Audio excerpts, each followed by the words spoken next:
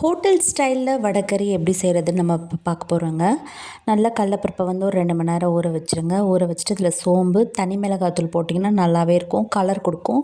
தேவையான அளவுக்கு உப்பு போட்டு நம்ம அரைச்சிட்டு வந்துடணுங்க. அரைச்சிட்டு வந்துட்டு நம்மளுக்கு எண்ணெயை காய வச்சுட்டு நம்ம வடை மாதிரி போட்டு எடுத்துக்கணும். அதுக்கப்புறம் அந்த அந்த பொரிச்சது எல்லாமே நல்லா பொன்னிறமாக வந்து நம்ம பிளேட்டில் எடுத்து வச்சுக்கணும். எடுத்து வச்சுக்கிட்டு நல்லா ஆற விட்டுறணும்.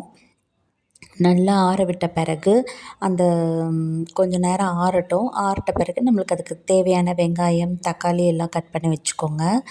கருவேப்பிலை, கொத்தமல்லி, வெங்காயம், தக்காளி, பச்சை மிளகாய், இஞ்சி, பூண்டு இவ்வளோ தான் தேவை நம்மளுக்கு.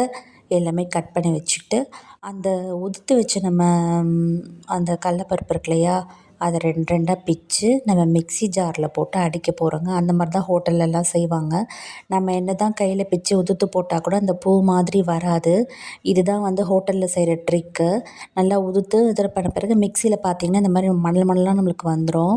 அந்த பார்க்குறதுக்கே ரொம்ப அழகாக இருக்கும். இந்த மாதிரி வந்த பிறகு நம்ம தாளிப்புக்கு எண்ணெய் ஊற்றிட்டு பட்டை, லவங்கம், சோம்பு போட்டு தாளித்து கொடுத்துட்டு தேவையான அளவுக்கு வெங்காயம் எடுத்துருக்கோம்.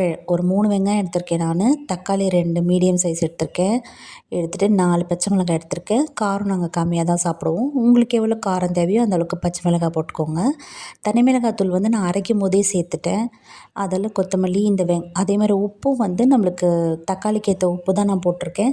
ஏன்னா ஆல்ரெடி நான் பருப்பில் வேறு உப்பு போட்டு வேக வச்சு எடுத்திருக்கேன். தேவையான அளவுக்கு உப்பு எல்லாத்தையும் போட்டு வதக்கி கொடுத்துட்டு நம்ம பிரியாணிக்கு எப்படி தண்ணியை கொதிக்க வச்சு அரிசி போடுவோமோ அந்த மாதிரி தாங்க போடணும். நீங்கள் அப்படியே அந்த எண்ணெயிலே வதக்குனீங்கன்னா மிளகாத்தூள் வாடை வந்துடும். அதனால் நம்மளுக்கு எப்படி தண்ணி கொதிக்க வச்சு இதை போட்டு இறக்கி வச்சு நல்ல ஒரு கொதி வந்த பிறகு எண்ணெய் பிரிஞ்சு வரும்போது சிம்மில் இறக்கி வச்சிங்கன்னா வடைகறி ரெடிங்க. சூப்பராக இருக்கும்.